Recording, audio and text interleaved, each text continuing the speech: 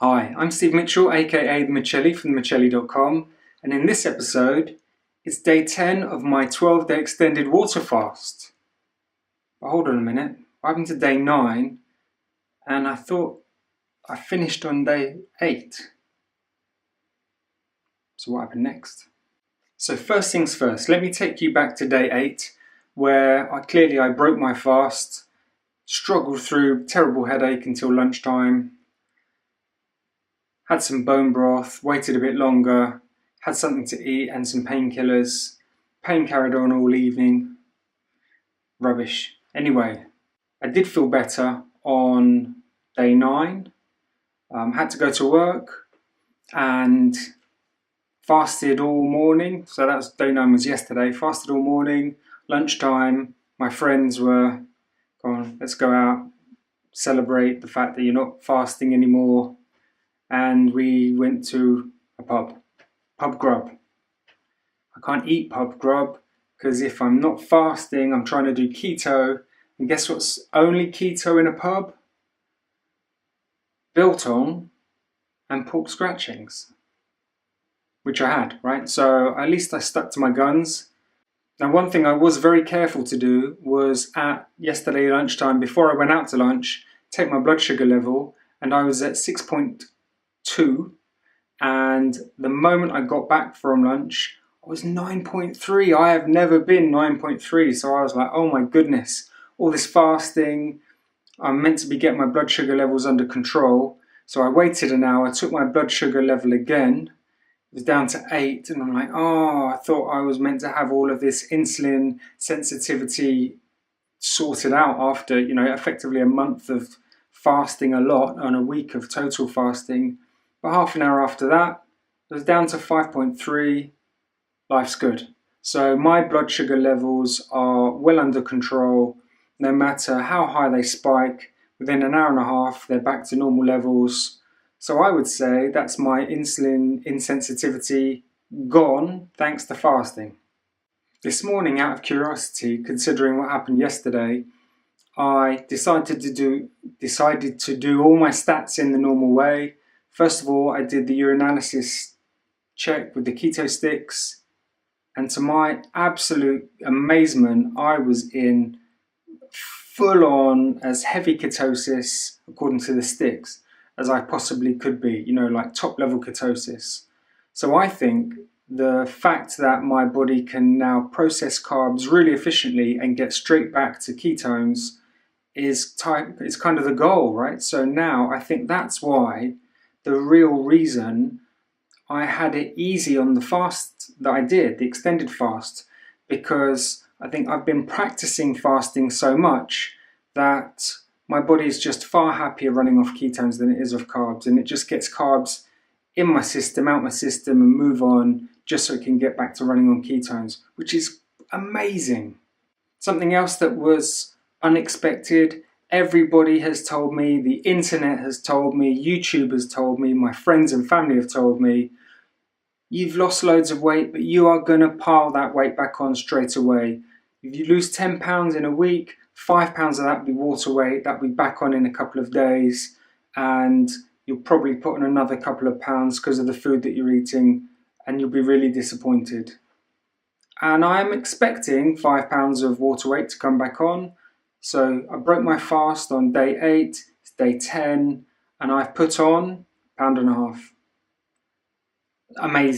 Amazing. So I'm really happy. I'm 77 kilos, really happy. Gone up from 76.2 or wherever I was on day 8. Life's good.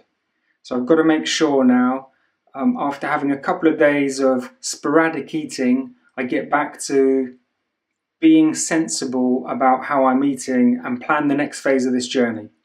There has been one real strange anomaly out of all of this.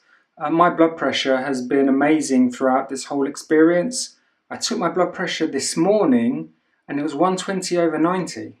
And using the little indicator at the side, that puts me in the amber. So instead of being at the low end of green on the scale, then I'm now at on the amber scale.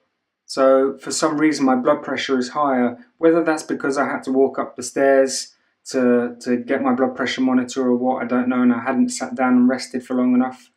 Maybe, but that looks like something I need to monitor a bit more closely going forwards. So I'm thinking now what I should be planning, if I've lost 20 pounds of fat, I should be looking at how do I, because I feel like I'm too light, I feel like I should be planning how do I bulk up. And there was one of the comments, don't buy a suit yet, because I'm thinking, yeah, I've lost all this weight, I should buy a suit. Don't buy a suit yet, you need to bulk up a little bit. That's a great idea. So I've gone out and I've bought Tim Ferriss 4-Hour Body, and I'm going to see, in the same way I've hacked my weight loss, is there a way to hack my weight gain, muscle gain, while, continuing to lose fat, but changing the Tim Ferriss method, because he's quite carb friendly really when you look at it, and supplement friendly, doing this purely intermittent fasting and keto, just using their training tools and tips to see if I can build muscle that way. I think I've got a good chance of doing something that other people don't really do, putting my own spin on it. I've done my own spin on the fasting, with the intermittent water fasting, if you remember that phase, which is something we'll get back to in a minute. But I think there's a very good chance that I could make real improvements. I'm not planning to gain 20 pounds of muscle in a month, too old for it, age 43. But I think that there's a good chance that I could put on as much as, someone in their 20s. How much do I think that is? I reckon I could put on 5 pounds of lean muscle in a month. So as part of prep for that, I decided to take my gym gear to work today. We've got a very basic gym downstairs, but I'm grateful that there is a gym at all, with a load of dumbbells. And I decided to check my 1 rep maximum on a number of exercises, and already that has flaws. I don't go to the gym. Clearly I'm too skinny, too just terrible shaped. I've not lifted ever. I'm weak and embarrassing in the gym, but I didn't let that stop me. So as I struggled to press 8 kilos overhead, which is true, I realised I have no clue on what exercises I should be doing. I'm just such a gym novice. I don't know what I'm doing in a gym. So I'm going to spend a little bit of time working out what my plan of attack should be. And that plays in quite nicely to my plans for the rest of September. You see, this month it's also my wife's birthday, so there'll be a celebration, and it's our anniversary, there'll be a celebration, and I don't want that to interfere with everything that I'm planning to do. So October will be the month where I try and put on as much muscle and put everything I can learn over the next 2-3 weeks, study as much as I can and put that into practice, ready for the 1st of October, and I'll do a 30-day muscle building program, and I'll do that in the same way I did my 12-day fast. Clearly I won't have the same issues, I won't have to stop unless I injure myself terribly, which I'm not planning to do, but I can do that same sort of program, but I'm going to continue to follow intermittent fasting and a ketogenic diet when I am eating. And we'll see if we can put together all the things that I've been researching and learning into a new type of really aggressive building program. So how am I going to fill up the rest of September? Well, I truly believe that the best fasting protocol from all of the stuff that I've done, I did a month of the warrior diet, which was fasting 20 hours a day and eating in a 4-hour window. I did 3 weeks of sporadic water fasting, where I might fast for 4 days, eat for a day, fast for 2 days, eat for a couple of days, fast for 3 days, just sporadic, but water fasting as much as I could. And then I did my full-on water fast. Of all of those, I think for my body, for me, the best way I could fast would be Saturday, Sunday, spend it with my family, not worry about fasting at all. Then Monday, Tuesday, total fast, total water fast, every Monday and Tuesday. Wednesday, I'm going to do an intermittent fast of not eating do the 20 hours of fasting, and I'll eat for 4 hours in the evening between 6 p.m. and 10 p.m. with my family, so they won't know. And I've asked my wife, let's make a deal. I'll eat with you on a Wednesday if you make sure that we can eat a keto meal, which basically let's just have meat, chicken, fish, and nice vegetables and oil. And she's in agreement to that. I'll then fast again Thursday, Friday. So I have two-day fasts a week. So I'll be fasting 4 days, eating on 3 days, and one of those 3 days will be an intermittent fast and a keto day. And I think that will be enough to make even more progress from where I am today until I start my bulking program, which will also be keto intermittent fasting. So from the day 8 video, I've got some questions to answer. So Sarah V asks, did you do enemas throughout the fast? And no, I'm not sure I am the type of guy that could do an enema. The salt flush was bad enough. I've got no desire at the moment for that to be something to experiment with. I'm here, a lot of people swear by them, coffee enemas, yogurt enemas. It's just not an area of my body that I want to get too close to, no matter what the results. Paul Van Dinther asks, and I'm really sorry if I haven't got your name right, or says, I didn't seem really happy with myself at the end of it, and I made great progress, and thank you very much for that and for your support through this. I do feel I made great progress. I'm the lightest I've ever been in my recorded history. I don't ever remember a time where I recorded my weight and I was less than 82 kilos. So to get down to 76 kilos is awesome for me. It really is. I'm just disappointed at myself, the fact that my failure, I believe, is down to poor preparation. And that's just not like me. If you knew me in person, I'm all about trying to do things the right way, better. And I knew from my very first fast, where I spent a lot of time preparing for it, probably because it was my first ever fast, I had a lot of vegetables, I had a lot of fiber. I just worry that the thing that tripped me up was down to I just didn't prepare enough, and maybe I could have done a bit more. And that's disappointing for me. So Sharon Bow asks, would I recommend a long fast, and did I get any of the benefits that everyone raves about, the mental clarity and the high energy? And so it depends on your goals and motivations. I think if all you're worried about is rapid fat loss, then yes, I would recommend a long fast. Do I think you need to? Well, it's if you're desperate for rapid. If you just want to guarantee your fat loss, I think I would go on to the plan that I'm now suggesting I go on to, which is 2 days on, 1 day off, 2 days on, 2 days off, and repeat the cycle until you're down to the weight that you want to be. It's theory. I'm going to test it on myself as always, and we'll see if it really works, because nobody does that diet. That's not a diet I've seen anywhere, but it's just how my body has reacted. And that, of course, it's going to be different for everyone. You should experiment. But for me, I don't think I need to do longer than 48 hours in any one stretch. If, especially, that's when you've got all the benefits of autophagy, blood sugar level coming down, insulin resistance. I've got all the benefits I want and would have lost a few pounds, top myself up with energy again, keep going.